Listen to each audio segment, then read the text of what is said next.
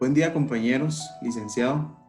El día de hoy al Grupo A le ha tocado presentar la norma internacional de auditoría 300, planificación de la auditoría de estados financieros. Dentro de sus integrantes están Jorge Morales, Catherine Canel, Eric García, Gerson Elías y su servidor, Diego Guzmán. Dentro del alcance de esta norma, nos dice que trata de la responsabilidad que tiene el auditor para planificar aquella auditoría de estados financieros y que debe estar redactada siempre en el contexto de auditoría recurrente. Dentro de la función y momento de realización, nos dice que la planificación de una auditoría implica el establecimiento de una estrategia global de auditoría en relación con el encargo y el desarrollo de un plan de auditoría. La fecha de entrada en vigor de esta norma será aplicable a auditorías de estados financieros en el periodo iniciado del 15 de diciembre del 2009. Y el objetivo de esta norma nos dice que le muestra al auditor cómo planificar la auditoría con el objetivo de poder realizarla de manera eficaz. Continuando con los requerimientos, la norma nos menciona la participación de miembros clave del equipo del encargo. Nos dice que el socio del encargo y otros miembros clave del equipo del encargo participarán en la planificación y la participación de todas las auditorías que se vayan a llevar a cabo, incluida planificación, participación en la discusión entre los miembros del equipo del encargo. Asimismo, podemos mencionar las actividades preliminares del encargo. Nos dice que el auditor llevará a cabo las siguientes 3 actividades importantes al momento de echar a andar el encargo. La primera es la aplicación de los procedimientos requeridos por la norma internacional de auditoría 220 relativos a la continuidad de las relaciones con clientes y el encargo específico de la auditoría. En el inciso B nos menciona la evaluación del cumplimiento de los requerimientos de ética aplicables, incluidos los relativos a la independencia de conformidad con la norma internacional de auditoría 220. Y en el inciso C nos menciona el establecimiento de un acuerdo de los términos del encargo, tal como lo requiere la norma 210. Para poder ampliar un poco más sobre las actividades preliminares del encargo, la norma nos muestra la guía de aplicación. En la guía de aplicación vamos a hacer referencia al párrafo A5, A6 y A7. En el A5 nos menciona que la realización de las actividades mencionadas anteriormente van a facilitarle al auditor el poder identificar y evaluar los hechos y circunstancias que puedan afectar negativamente a su capacidad de planificar y ejecutar el encargo. Luego, en el párrafo A6 nos dice que con esto se logrará que el auditor mantenga su independencia y la capacidad necesaria para realizar el encargo. Asimismo, va a lograr que no hayan malos entendidos con el cliente con respecto a los términos del encargo. Y en el párrafo A7, la norma nos menciona que la consideración por el auditor de la continuidad de los clientes y de los requerimientos de ética aplicables, incluidos los relativos a la independencia, tiene lugar a lo largo de todo el encargo de auditoría, a medida que estos se producen de acuerdo a las condiciones y cambios en las circunstancias. Continuando, mi compañero Jorge Morales.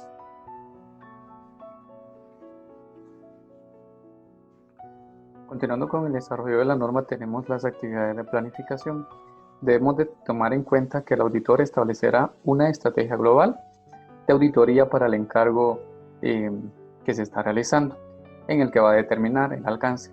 Recordemos que el alcance son los procedimientos de auditoría considerados necesarios para las circunstancias y de esta forma lograr el objetivo de la auditoría. Estos procedimientos deberán ser determinados por el socio del encargo de acuerdo a las normas. También tenemos el momento de realización. En el momento de realización en que se aplica el periodo, la fecha a que corresponde el encargo que se va a realizar.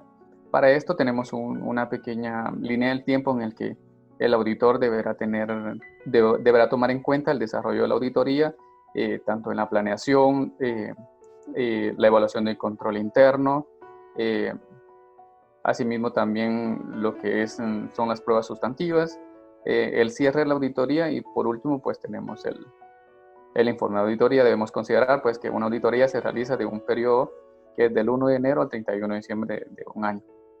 Para la dirección de la auditoría, el socio pues debe de guiar en todo momento el plan de desarrollo de auditoría y haciendo que se cumpla de acuerdo a lo establecido en la estrategia global. Continuando, tenemos cómo se establece una estrategia global de auditoría. La norma nos indica que debemos de considerar que se identificarán características del encargo que se define su alcance.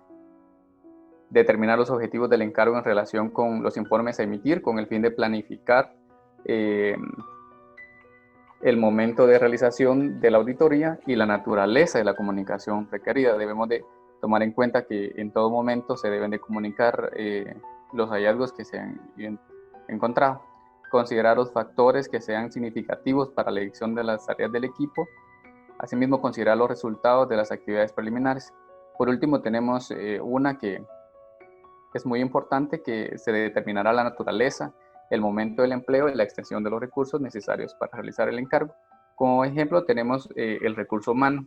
El socio pues deberá emplear en áreas específicas de auditoría la cantidad necesaria del recurso humano para asignar pruebas específicas, como por ejemplo la observación de un recuento de existencias, como lo son los inventarios, el momento y en que se van a emplear los recursos, el modo en que se gestionarán, por ejemplo, el momento en que se espera que se celebren las reuniones informáticas de los procedimientos ya realizados.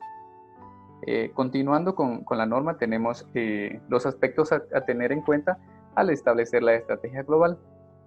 Debemos de tener en cuenta el marco de información financiera. Este puede ser de cumplimiento o de imagen fiel.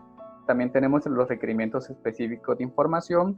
En el caso de compromisos de cumplimiento, podemos mencionar el tema de los bancos, en el que se debe de presentar en cierta fecha los informes de auditoría, los informes de riesgo y los informes de gobierno corporativo que exige la CIN. También tenemos la moneda de presentación de los estados financieros, la utilización de información prevista de la evidencia de auditoría obtenida en auditorías anteriores, el efecto de las tecnologías. Debemos siempre estar al tanto de qué sistemas se está utilizando el cliente para poder evaluarlos, y la norma nos menciona que estas son técnicas de auditoría por computador, que es la validación de la información. Asimismo, tenemos la disponibilidad del personal y de datos del cliente. Continuando, tenemos la dirección, supervisión y revisión. Pues el socio del encargo es quien se encarga de esta acción sobre evaluar la dimensión y la dimensión del cliente y la complejidad de la entidad. El área de auditoría, las áreas específicas a las cuales se van a tener más énfasis para realizar la auditoría. Y por último tenemos los riesgos valorados de incorrección material y capacidad y competencia de los miembros. Cuando hablamos de los riesgos valorados, nos referimos a qué riesgos nosotros vamos a estar presentes para poder auditarlos, y de que siempre se va a tener la presencia de una incorrección material valorados, ¿verdad? La capacidad y competencia de los miembros. También nos menciona la documentación. La documentación es la estrategia global de auditoría. Aquí debemos de considerar necesarias para planificar adecuadamente la auditoría. Como un ejemplo, el auditor puede redactar un correo que tenga las decisiones claramente en el momento de la ejecución de la auditoría. Esto puede quedar como un memorándum dentro del compromiso. El plan de auditoría, la documentación del plan de auditoría, pues no es más que un registro de la naturaleza, el momento de la realización, la extensión y los procedimientos de valoración de riesgo que ya planificados. Cualquier cambio significativo que pueda surgir realizando el encargo durante la estrategia global de auditoría, esto debe de quedar documentado dentro del compromiso. Y por último tenemos